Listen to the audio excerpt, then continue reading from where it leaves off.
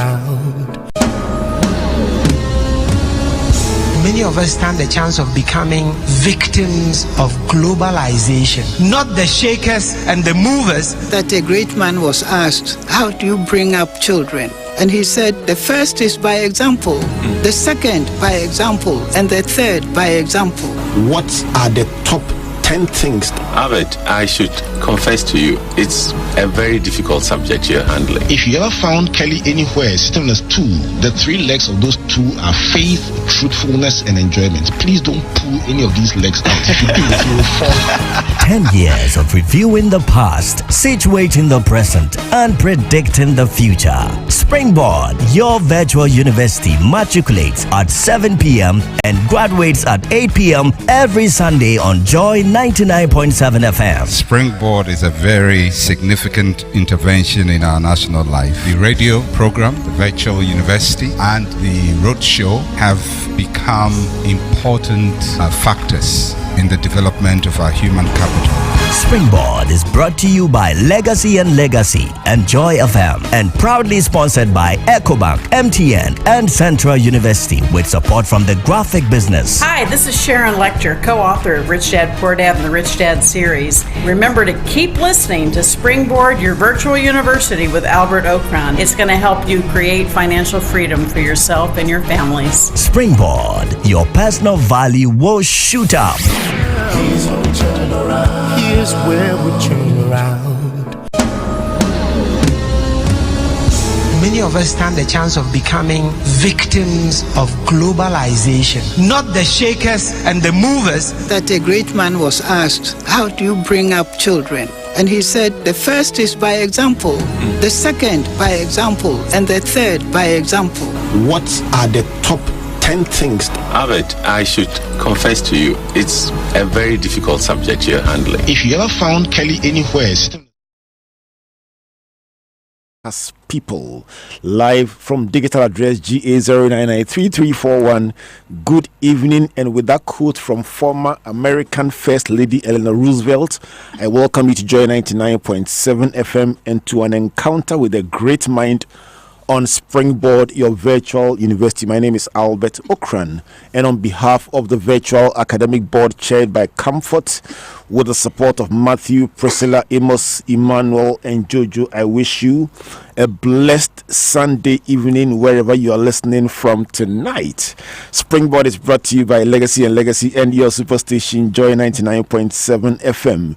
Let me take a moment to salute our hardworking sponsors: MTN, Ghana's #1 network, EcoBank, the Pan-African Bank, and our print media partner, the graphic business. Thank you for joining us on 99.7 FM, and tonight we're streaming live on Facebook at Joy 99.7 FM, Albert Eni Okran and Comfort Okran A. Tonight's show is entirely dedicated to a woman of substance, as a woman of substance and virtue. Our colleague Priscilla Preprabwatin of the Virtual Academic Board graduated yesterday with a degree, a BSc degree in nursing from the University of Ghana. And a round of applause. Priscilla, come and stand by me. Come and stand by me. Come and stand at my right hand. Congratulations, Priscilla. We celebrate you for your selfless dedication to duty. Congrats by proxy to Matthew for his support. And I definitely will play you the Agbaja gospel music as I promised, and the two of you will dance in the studio, live and colored. It's a big one for us. It's a big one, guys. Congratulations, Priscilla, and we're praying for you, for God to take you from one level to another, all the way to the top, in Jesus' mighty name. Amen. Wonderful. All right. So tonight, if you have ever looked at this country and said we are capable of more, this is your show. If you've ever looked at the continent of Africa and felt we are punching way below our weight, this show is dedicated to you. If you've ever felt disillusioned and wondered when we'll get things right, your dial is at the right place. And if you ever told yourself one day that it is possible to build a new Africa where excellence is the rule and not the exception, let's talk tonight. My guest tonight has a background in engineering, in fact, a first class for that matter. She's an INSEAD alumnus from obviously one of the best MBA courses in the world. She is the first Ghanaian female CEO of a mainline telecom company when she served as CEO of Airtel. And she is currently undertaking a very interesting exercise as a member of the Normalization Committee of Ghana Football. Very tough assignment, but it must be done. She's also the CEO of her own firm, QUIST Blue Diamond Limited. Earlier this week, she launched her first book with the title that I find very catchy, The Bold New Normal. I had a singular honor of conducting the launch with Sir Sam Jonah, and tonight we find out what is bold, what is new, and what is normal, right here on Joy 99.7 FM. Lucy Quist, welcome to Springboard. Thank you very much. Good evening. Good evening. Good to see you, as always. Very, very good to see you. Congratulations, you've joined a select band of Ghanaian achievers who've taken time off their busy schedules to put their thoughts and ideas into writing. How does it feel to be called an author?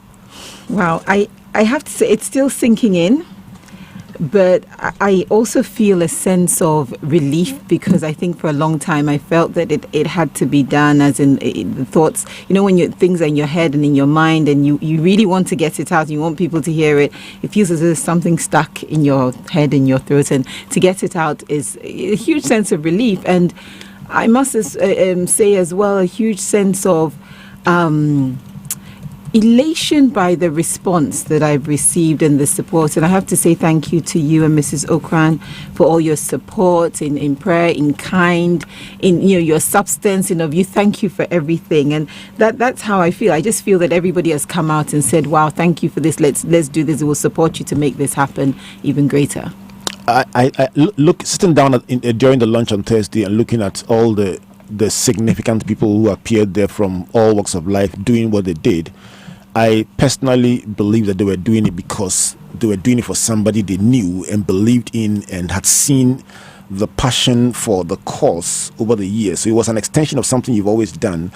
But the big thing is, now that it's out, what next? What are you trusting for? What would make you feel that effort is worth it?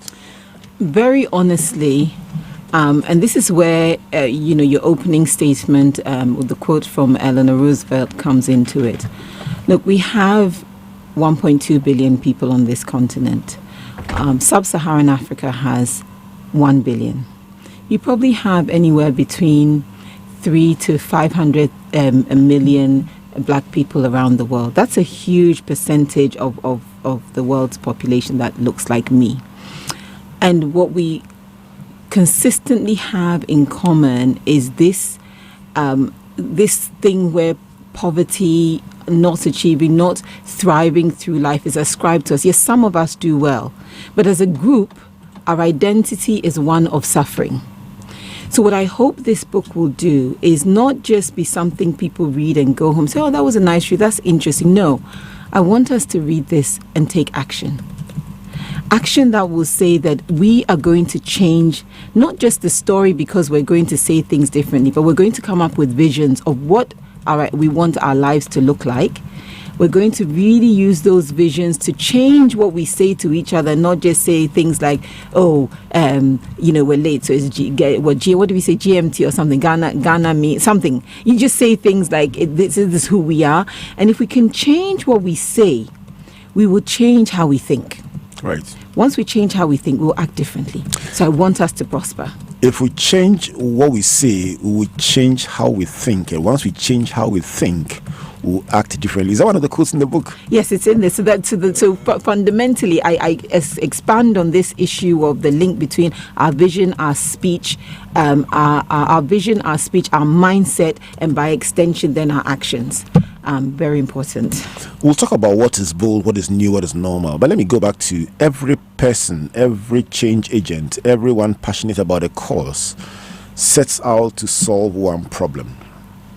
Everyone who believes that they are a crusader is driven by something that either excites you, annoys you, or leaves you feeling restless. What is that one thing that bothers you? The one thing that bothers me is that on average, we have less of an opportunity to thrive through life.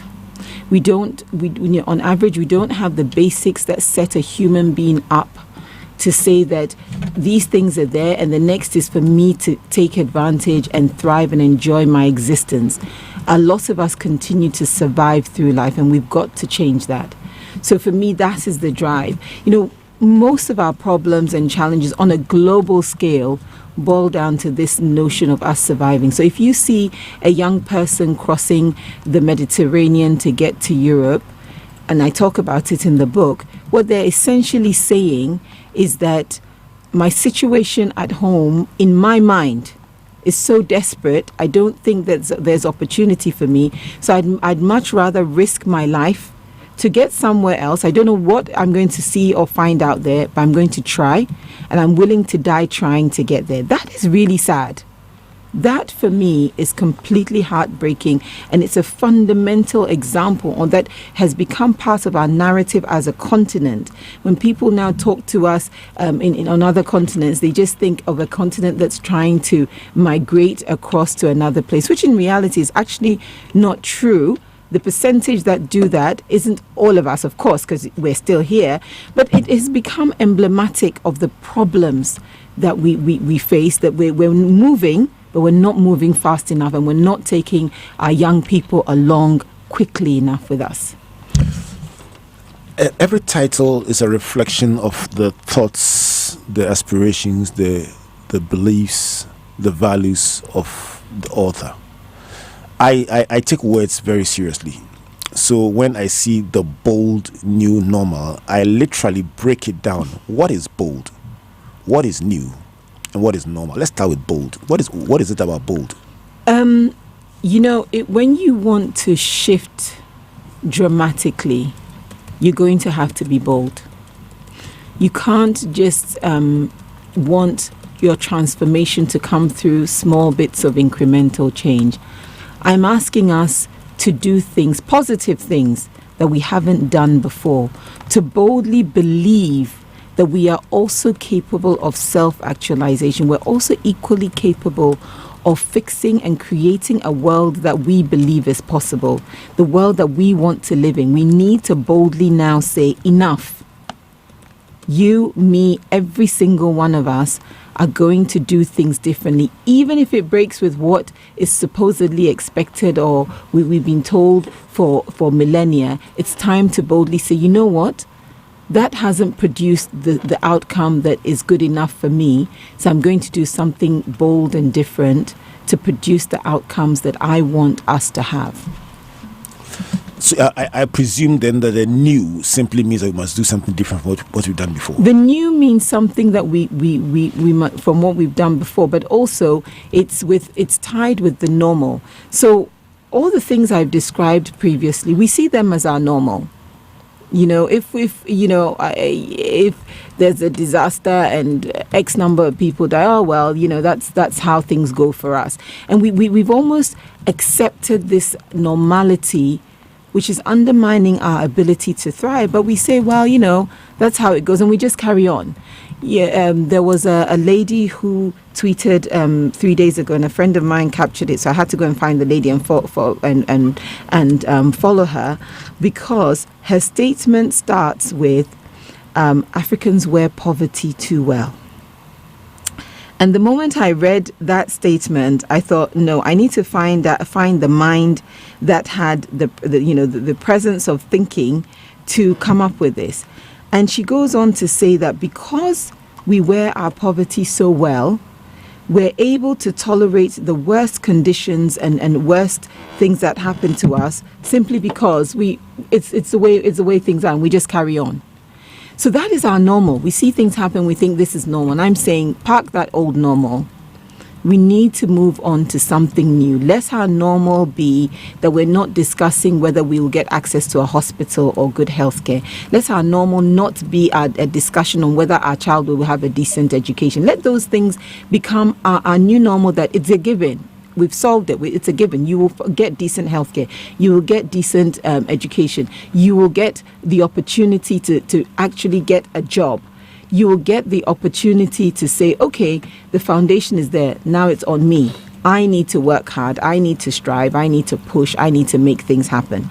That's the change we need. But at the moment, our normal makes assumptions that means that, to be honest, as much as we talk about things like rising, we're not rising quickly enough for our children and our future generations to look forward to a world where they have a more equitable place on this planet.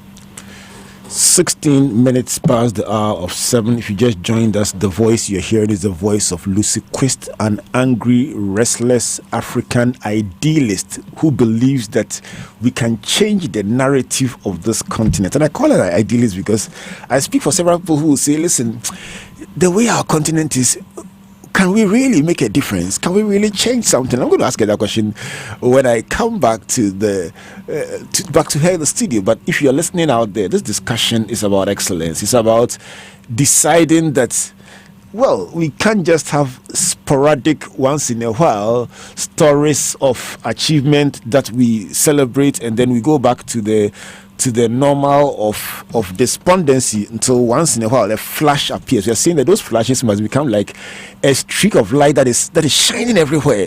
That's the bold new normal, and that's the part I like the most. Lucy, you know, that description is my favorite of all your descriptions of the bold new normal, where something that we see once in a while and we say, yeah, great, is now the normal. So, I mean, it's so normal that you didn't forget to celebrate it. Exactly.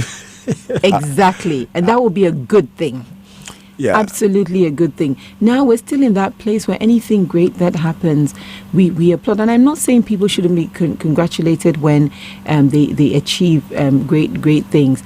But the normality has to be that the baseline for clapping is high enough that so many of us are included.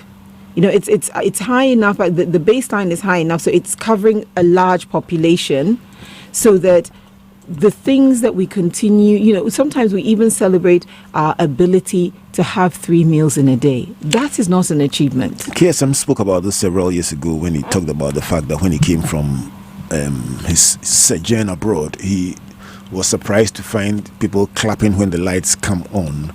And he said he was disappointed that they clapped when the lights came on. But one day, he was so hot when the lights went up that when the lights came on, he found himself clapping. And that's a perfect description of what happens, our normality.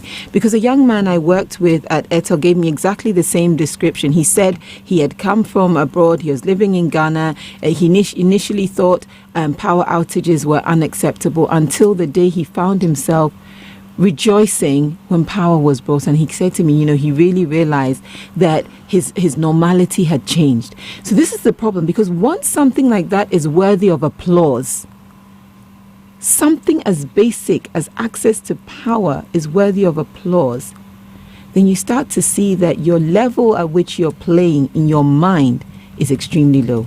Let me tell you one fact, and I don't have the figure, but it's factual and the exact figure.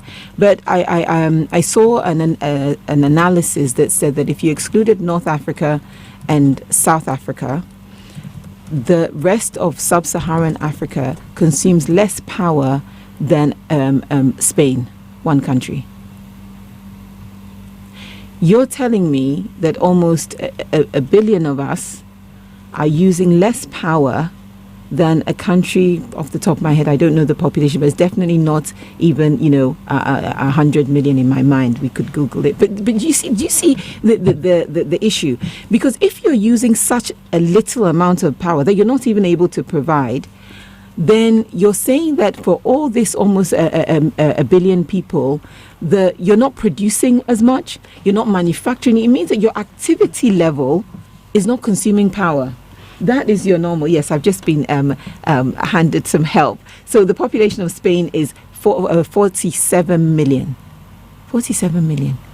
Consuming more power than us combined. It's a real problem. Juxtapose what the comment, the statistics you just gave us about power, and the reality hits about how significant the African problem is. My mind goes back to what you may call the skeptics, who say, what can one book do in the face of so big a problem? What would be your response to that? My response is that the book is about our mindset overall. And I remember at the launch, Bernard asked me why I keep going on about our mindset. Our mindset is undermining us, right? So if you hear us have a conversation, the rhetoric, typically, we will describe the problem. In fact, someone told me last week, not only will we describe the problem, she said to me, Lucy, we're the only people who can discuss a problem for 5 hours and none of the conversation will be about the solution, and we'll get up and go and we'll be fine. To the other places I go, people will identify the problem. They'll even identify with specifics the group of people affected or involved and think of solutions in much shorter time and think of how to solve it. We can spend hours and not even move from complaining. So the whole idea of a book is that information is power. And sometimes we need to hear things, and my hope is that when people read it, at the very minimum, they'll start to challenge their thinking, have a debate, a proper debate, agree, disagree, whatever, with the thoughts and ideas shared. Because until we actually start to question what is happening around us and identify our role in it, because this is the other mindset issue. We have this conversation, we complain for 5 hours, and then we'll arbitrarily say it's somebody else's job to fix it. Who is the somebody else, if not me and you? Let me ask you about your strategy. If you feel that strongly about the African problem, and if you spent years putting your thoughts in writing with the intent of solving the problem, writing is a first step. How do you get the content of this book to confront the mindsets that you're worried about? How do we get this book in the hands of those who matter, so that they can that's okay, so that they can read it and benefit from the thoughts that you articulate in the book?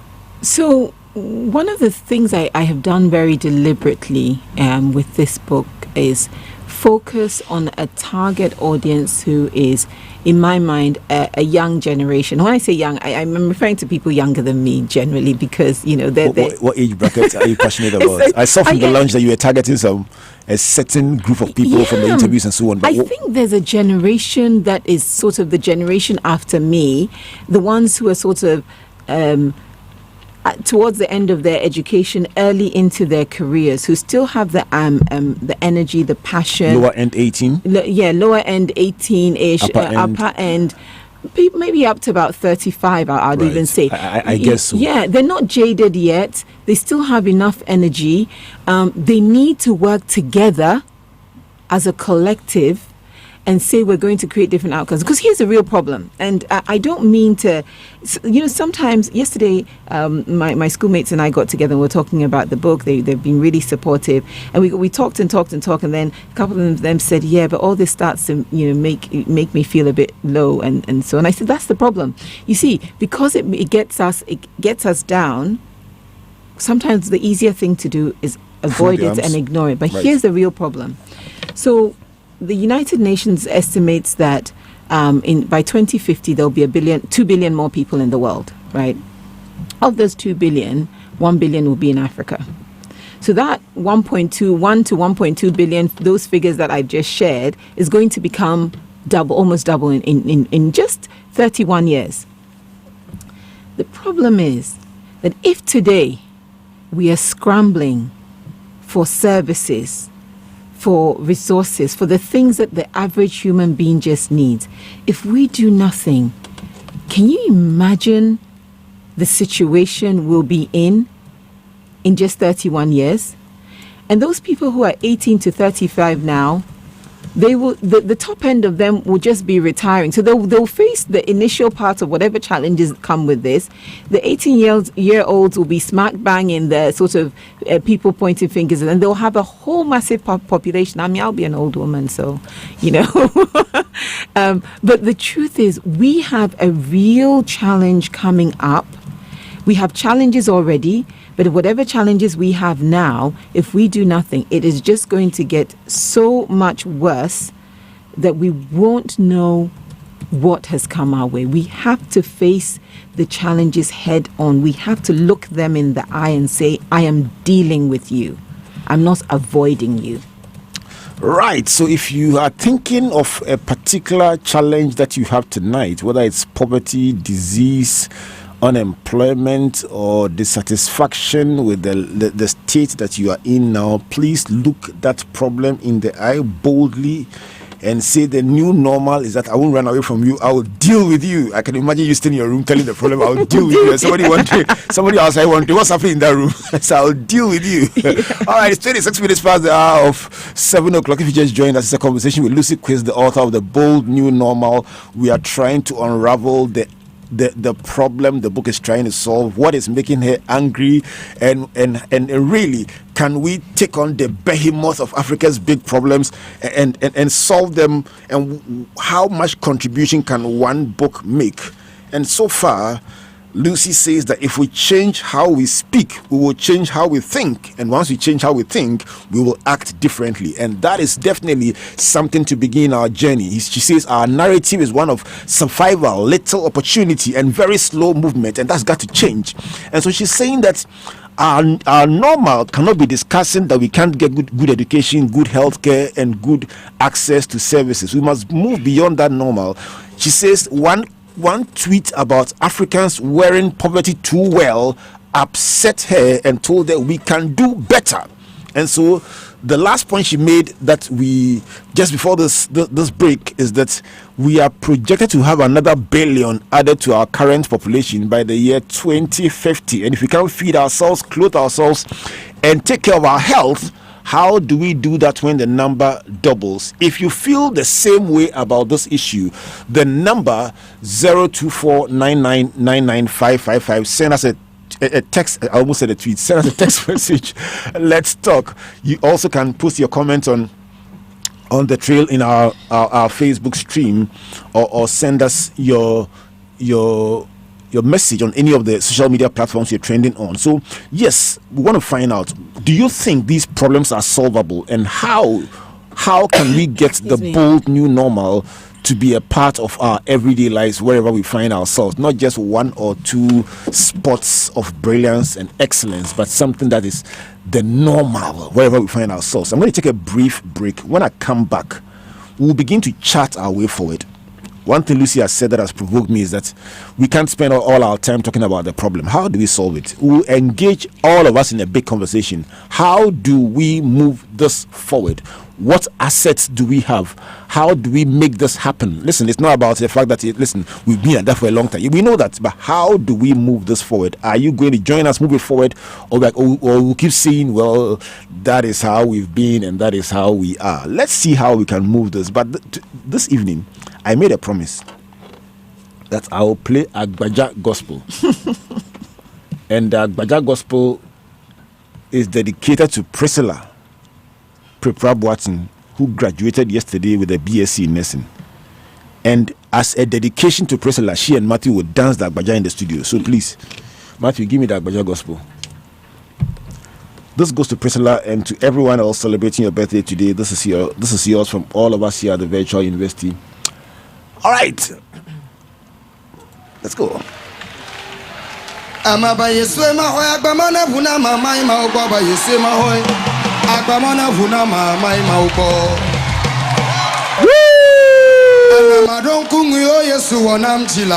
Nyara kama ni magone o debe magone ba akpa ayata ma ba yesue ma hoy agba mona vuna mama ma ugo ba yesue ma hoy agba mona vuna mama ma ugo ododio naho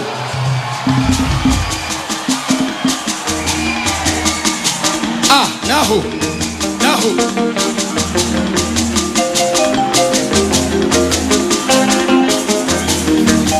Yesu wetu chada Joya oto amareke mate mwachio Yesu wetu chada Joya oto amareke mate mwachio Yesu wetu chada Joya oto amareke mate mwachio Yesu wetu chada Joya oto amareke mate mwachio Yesu wetu chada Joya oto amareke mate mwachio Yesu wetu chada Joya oto amareke mate mwachio Mama Yesu wetu chada Joya oto amareke mate mwachio Yesu wetu chada Joya oto amareke mate mwachio Tonya omiba mejo omya Yesu to Tonya oto na Yesu Chikadeke macho nyamo Pauba to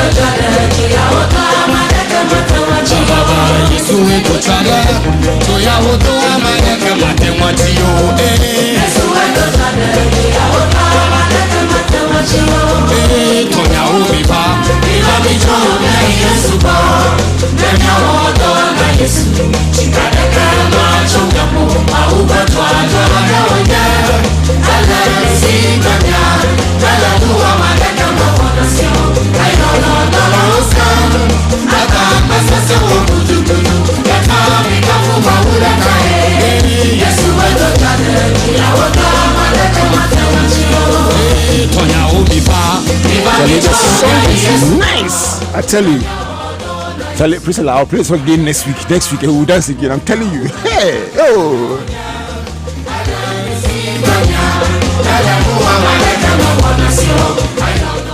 Charlie. Hey, I wish I understood this song. But I'll get a translation, Matthew. We'll get a translation and we'll play it again. All right, so welcome back to Springboard, a virtual university. Everyone was dancing in the studio apart from Jojo. 27 minutes to the hour of 8 o'clock. This is Springboard, a virtual university. The Agbaja gospel music is dedicated entirely to Priscilla. Let me bring you a message from MTN. When I come back, I'll give you your data is king segment. And please, tonight, if you want the ideal Africa or the ideal Ghana, how would it look like for you? I'm going to open the phone lines shortly and we'll find out from you what will be your ideal Ghana and your ideal Africa. But in the meantime, let me bring you a message from MTN. We day for you. Please don't go away. In this part of the world, we rise early, way before the sunrise. We plan, we pray, we prep, just so we are a step ahead. We keep the conversations going to stay connected to family, friends, and business. They say, Agrobeswa Ifrianopa, start your day bright with MTN Kokroko. For only 1 Ghana cedi, you can enjoy 400 megabytes of data and 30 minutes of free MTN to MTN calls every day from 5 a.m. to 8 a.m. everywhere you go. Dial *138# to buy MTN Kokroko bundle now. We there for you everywhere you go. It's 25 minutes to the hour of 8 o'clock, and it's time now for our Data is King segment. A minute in the show focused on hunting for opportunities in the numbers, something that Lucy QUIST understands very well. Tonight, we focus on image and first impressions. According to a research by the New York University, it takes 7 seconds for a person to form an impression about you when they meet you for the first time. Let's count. 1, 2, 3, 4, 5, 6, 7 seconds, and that's all it takes. So per what they see in the first 7 seconds, if you have frowned your face, they could conclude that you are not a nice person. And here's the bad news for those who make a bad first impression. It takes 12 positive experiences to make up for one unresolved negative experience. Wow, that's tough. That means that when you make a bad first impression, Charlie, it takes 12 positive ones to erase or undo that bad one. It's not like a computer that you undo once and then it's gone. No, it takes 12. What's the action point? No bad days are allowed. Either at the front desk, wherever you find yourself in work and in business, no bad days are allowed. Get it right the first time and strive to be continuously on top of your game. That is the bold new normal. Always on top of your game and no excuses. A big thank you to our research team led by Amos Ansah for this tip and this segment. And that's the tip for you. Be on top every single day. No time for bad days and no excuse at any time. So, the big question tonight, what would your ideal Africa look like? what will your ideal Ghana look like? And don't tell me what is the point in thinking about an ideal Ghana. Everything that is transformed starts with the thoughts about building something different. So, Ernest Ajaribuchi, writing on Facebook, says, I think the problem Ghanaians have is that we complain about not finding solutions to our problems. I agree with Madam QUIST. John Hermit says, Lucy's a gem. Can't wait to grab my copy of The Bold New Normal. I'm going to tell you shortly where you can get a copy.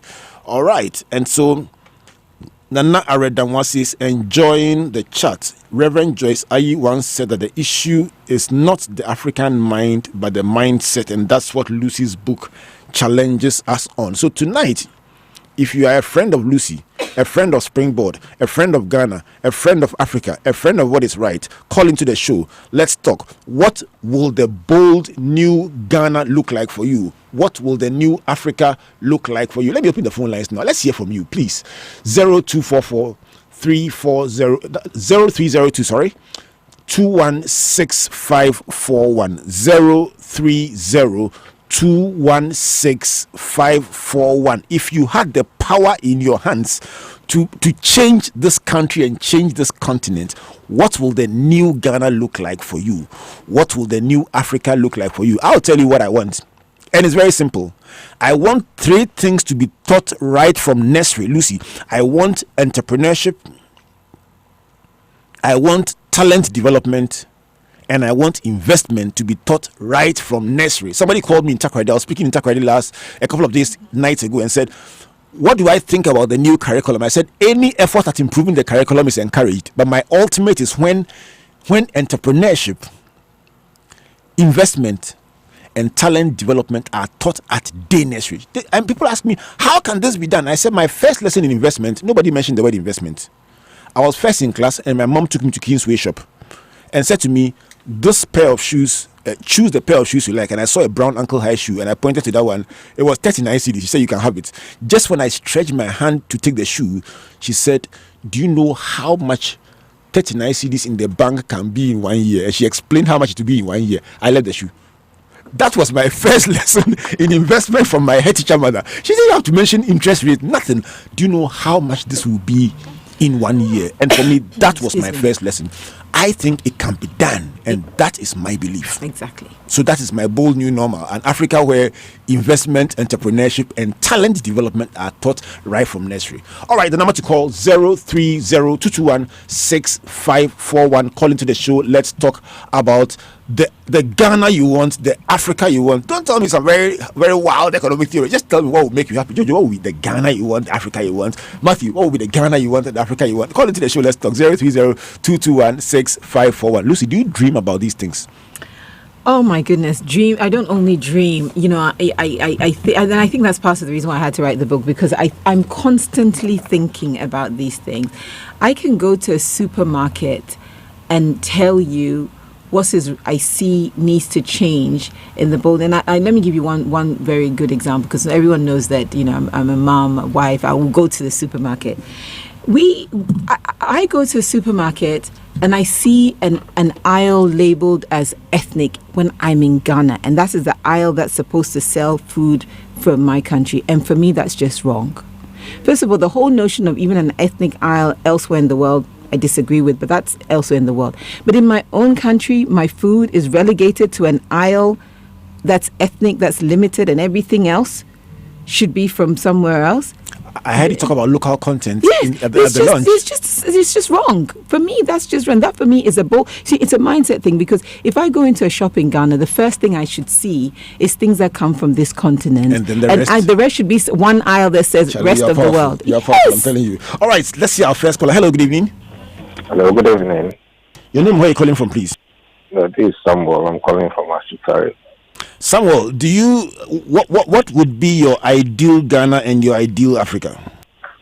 My ideal Ghana is for our people, Ghanaians, to understand the realities of life, face the world as it challenges them, and then put steps to correct their own errors. You see, our mind is polarized into how we know God. So we've pushed ourselves into that world where we stuff ourselves, just shout, thinking we are praying to some spirit somewhere called God, and living the reality. So Ghanaians should change their mindset, come to the realities, why they are here on earth, do what they are supposed to do to uplift their lives. Africa is about leadership. Our leaders must change their attitude to transform the vast population. Thank you very much. Thank you very much. So you want to see us take our problems head on and stop hiding behind a certain description of religion, that's as you call it. All right. Thank you very much. Hello. Good evening. Yeah, good evening, Albert. Your name? Where are you calling from, please? Doug, this is Jonas. Jonas, tell me, what would your new Ghana or your new Africa look like, and what are your thoughts for Lucy? Well, I just want to say kudos to Lucy. I think she's doing well. I want to ask her to continue doing even more. We know she has it all in her belly to do that, and she will do many more things than we're even, seeing at this time.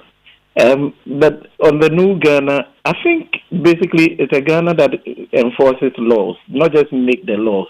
Because there are so many laws that we've made, but how are we enforcing them? I think that's one of the major problems that we have in our nation. So where institutions are really working, and I can't but also agree with you on the issue of talent development. I've seen loads of young people who have so much talent, yet the way our education system is structured almost makes them feel that they can't do that much with what they have. So I think that I very well agree with you in that area as well, and entrepreneurship, definitely.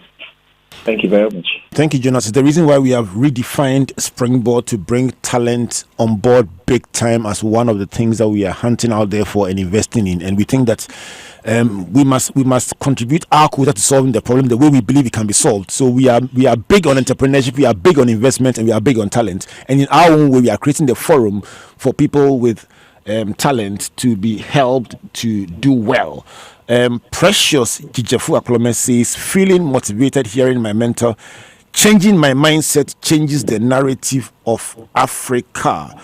Kwesi Mensah says, students of the African Institute for Mathematical Sciences are proud of you. I asked this question when you visited the AIM Center in Brewa. Our stories are being told by the Western media and we claim they distort our stories. As of now, there is no media outlet that champions our African agenda. Our mindset is from what we read and hear, and I think this advocacy by people, approach by people who can actually act, is not the best. Okay, so what we are saying basically is that the narrative is about other people and what they say about us. You are saying let's tell our own story. All right. Hello. Good evening. Yeah. Good evening. Your name? Where are you calling from? Yeah, Henry from Labadi. Kindly go back again. Yes, I'm Henry from Labadi, and good evening to Lucy Chris. Good evening. Happy to hear you.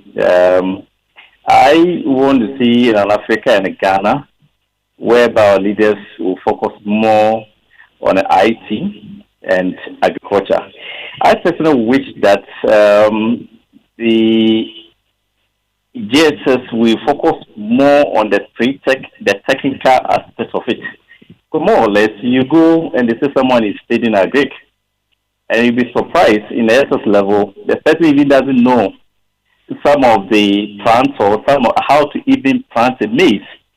And I wonder if that person comes out and we say, okay, maybe you can continue to investing and you have to venture into something as being a farming, the person cannot even start anything with it because the practicality wasn't there. We focus more theory, and I want Africa whereby our leaders will put these structures in place. They will make sure that our curriculum will be based on more practicality than a theory. Thank you very much. Thank you very much, Henry. I'll take the last caller. Hello, good evening. Yeah, good evening. Your name, where are you calling from, please? My name is Barnabas, calling from Dansoman. Apostle Barnabas, tell me, what is your ideal Ghana or Africa looking like? I've been waiting for this question all my life. Okay, my ideal Ghana is where electricity is flowing 24/7 all year round. Water is flowing 24/7 all year round. Road networks and our transport system makes it possible for somebody to live in Bogatanga and be able to work in Accra.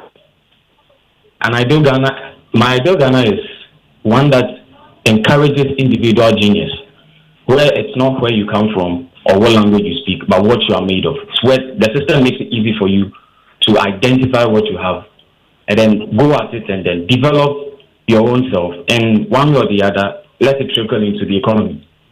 Where the economy is so buoyant, everybody and everything is working well. Where we don't wake up and then on our airwaves it's just NBC, MPV, CPP, whatever. No. My ideal Ghana is a Ghana where everybody is proud to be a Ghanaian and nobody has to travel on the seas just to go and suffer in another man's country. That is my ideal Ghana. Apostle Barnabas, you know, you have impressed me this evening by the way you have articulated your expectation about the ideal Ghana. Please connect with connect offline with my colleague. Stay on the line. My colleague Amos will pick your details. I'm going to get a copy of the book, The Bold New Normal, and I'll get Lucy to autograph it for you, and we'll personally have it delivered to you at your doorstep. This is what we want to hear, not just somebody who says this is what I want, but the person who says it can be done and this is what I demand of our country. I love the way you say it. Charlie, God bless you. Let me show up. All right, so that brings our phone call segment to an end, and that's your ideal Ghana. This is what you want to see. Listen, let me just pick one of them. Science. The person who talked about science and technology. I know you are very passionate about that, and I saw a text from the Mathematical Society, one that I know you are a very proud member of. How can STEM accelerate some of the issues and changes that we are desiring? How can STEM be an enabler for these changes that we are looking at? So, picture the scene. And this is actually a scene I describe in the book. So anyone who wants to find out more should get a copy. But I talk about Lucy QUIST versus Usain Bolt in a race. Wow. And we're running 100 meters. I mean, let's face it, even before the race starts, you'll be looking at this woman, what does she think she's doing? I mean, her age, her gender, and this is Usain Bolt. We're not talking about anybody else. But literally, the situation we're in as a continent relative to the rest of the world is not just that I represent Africa and Usain represents the rest of the world. It's actually worse than that. Not only am I racing against Usain Bolt, but Usain Bolt has actually been allowed to go and start at the 50 meter mark. Oh no. And I'm at 0. And I claim I'm catching up with Usain Bolt. In reality, the moment the race starts, our gap just starts widening there and then. If we keep running, I still won't catch Usain Bolt. So unless I have some means that accelerates my running beyond the speed that Usain can run, I will never catch him. That is what STEM means to this conversation. Because we need accelerators that will help us beyond the manual ability to try and catch up, to accelerate further. What do I mean by that? So, for instance, information dissemination. We now all know that it is STEM platforms that are developed through a STEM background that allow us to disseminate information on a large scale. If it's healthcare provision that we're looking at, we need to have it technologically infused. We're in 2019. Most of us still go to hospital with paper cards. Where is the database that says, Lucy QUIST, this is your entire history. The doctor you saw in Accra, today you're in Kumasi. I'm going to dial into the system that's in Accra, get your database, because you've fallen ill in Kumasi and you didn't bring your card because you didn't know you're going to fall ill. And I'm going to see you now. When you paint these kinds of pictures, our mindset tells us that this belongs to another place and another world. It doesn't belong to us. That's our problem. The problem with our mindset is that we assume that these things that are normal in other places don't belong to us. We're not part of it. And that is what STEM means. STEM means covering a large population quickly and efficiently to run faster. And that is the bold new normal. Yes. When I come back to you, I'm going to ask you where we can get the copies of the book and how we can participate in this discussion in a more intense way to ensure that it's not just a few people enjoying the bold new normal, but everyone out there can be part of it. It's time now for our Game Changer segment. Lucy, that's a segment we introduced, managed by Jojo, that enables us to, in a few minutes, look at something somebody did, something somebody took on board that we think transformed a situation and created opportunity. So our game changer segment for today comes as usual from Jojo. Jojo, what do you have for today? All right, so for the past 5 years, Francis the barber has cut my hair. Talk about loyalty. Haircuts are part of my weekend routine, and they offer somewhat of a therapeutic escape from the stress of the week. So last weekend, the usually calm atmosphere of the barbershop was disrupted by an irate customer. Now, he barged into the busy shop and immediately started castigating Francis for doing a shoddy job on his child's hair, unleashing a litany of profane language in his direction. Now, I was in the middle of a haircut, and for the first time, the man's anger made me slightly anxious about how my hair would turn out. Now, because I've known Francis for so long, I was quite upset on his behalf at the perceived slight shown by the customer in front of all the other patrons. To me, the complainant was ruining everyone's experience. Now, to Francis's credit, he saw the interaction in a slightly different light. He saw it as a chance to show empathy and to listen. This week, our game changer is feedback. While others may have felt attacked and fired back at the patron, Francis patiently waited until the customer was done to speak. Instead of listening simply to respond, he listened to understand. Francis sincerely apologized for the customer's poor experience and offered to redo the children's haircut at the earliest convenience. Due to his calm and empathetic handling of the situation, the customer who had earlier threatened to never return left the barbershop actually having an appointment for himself and his children. Now, props to the team at Classic Zone Barbers for their masterful handling of customer feedback. Feedback plays a key role in personal and corporate success. As we discussed a few weeks ago, only 1 in 26 customers will share a negative experience with the business, whereas the rest will simply leave. On the flip side, 72% of customers will tell more than 6 people if they have a positive experience. To close, I would like to leave you with a quote from Denise Morrison. I think of feedback as constructive, not as positive or negative. You choose what you want to do with it. This week, let's actively seek out feedback in the different aspects of our lives. This has been the Game Changer with Jojo. Have a phenomenal week. Thank you. Right. Thank you very much, Jojo. So, Lucy, what are your thoughts? You've been working in this space for quite a while, working with people, managing people. How big is feedback and how big is responding to customer complaints? So it's really interesting that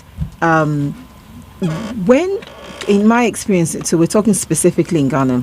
So the first instance is that when customers are rave and rant, and especially if it's a big brand name company, they rave and rant at the customer. The first thing I try to get I repeat to people who are close to me is that 9 times out of 10 we actually forget that behind the big brand name is us, the Ghanaian. So the real question becomes, apart from saying companies should train people and so on, how do we as a people take feedback?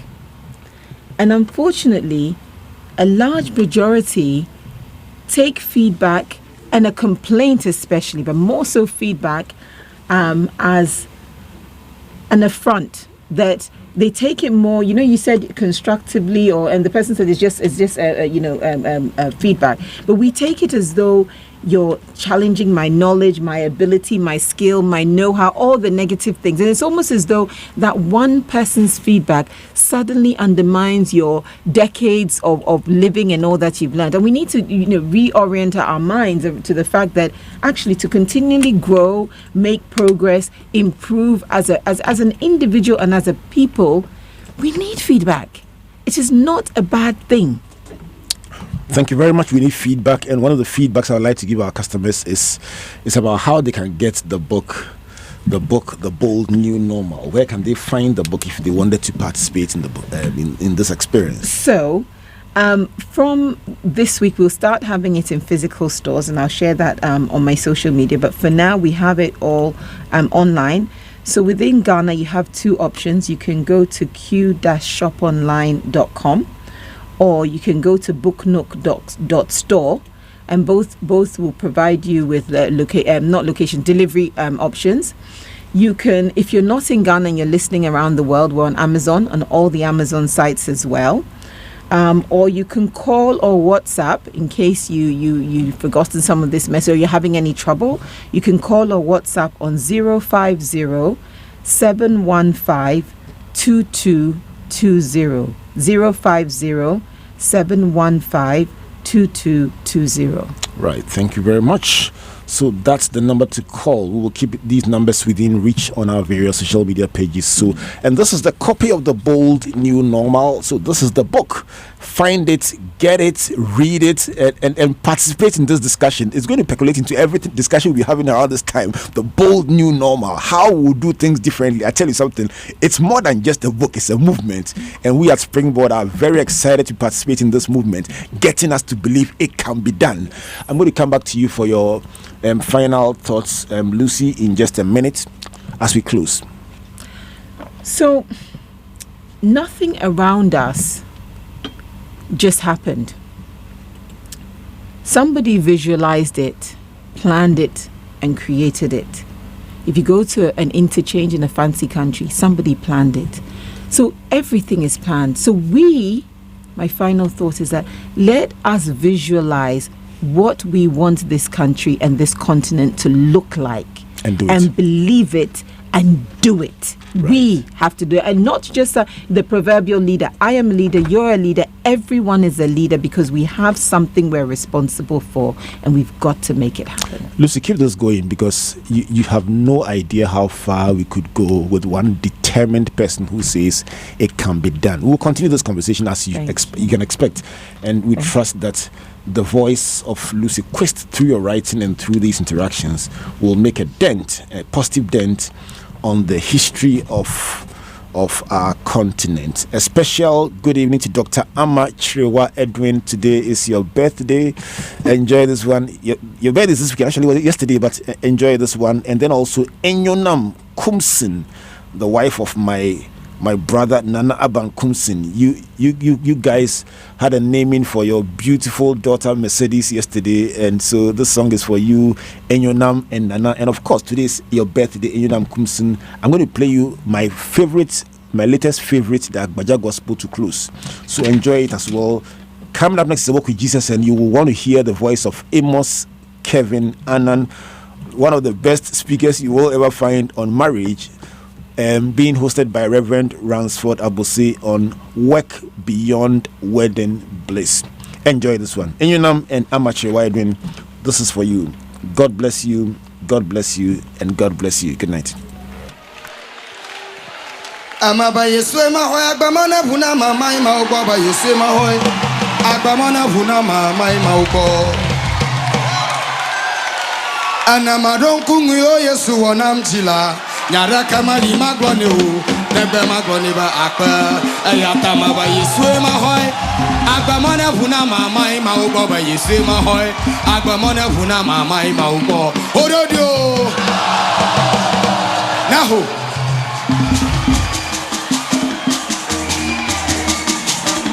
naho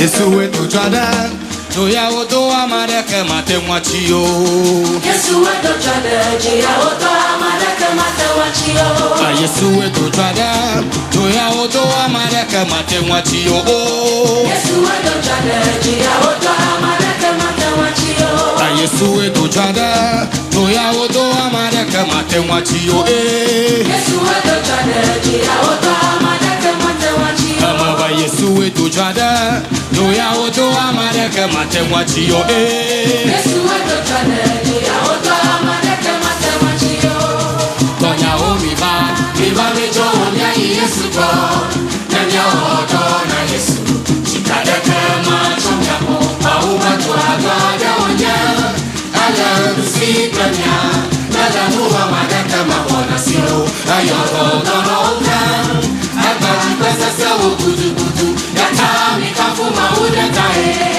Yesu wedo chade Chia oka madeke mate wanchio Tonya umiva Miva mijo onya Yesu go Nanya odo na Yesu Chikadeke macho nyamo Pauba tuaga ya onya Ala usikanya Nala muwa madeke mabona silo yọ̀bọ̀ lọ́rọ̀ kan. Àgbàjì pẹ́sẹ́sẹ́ wo kùtùkù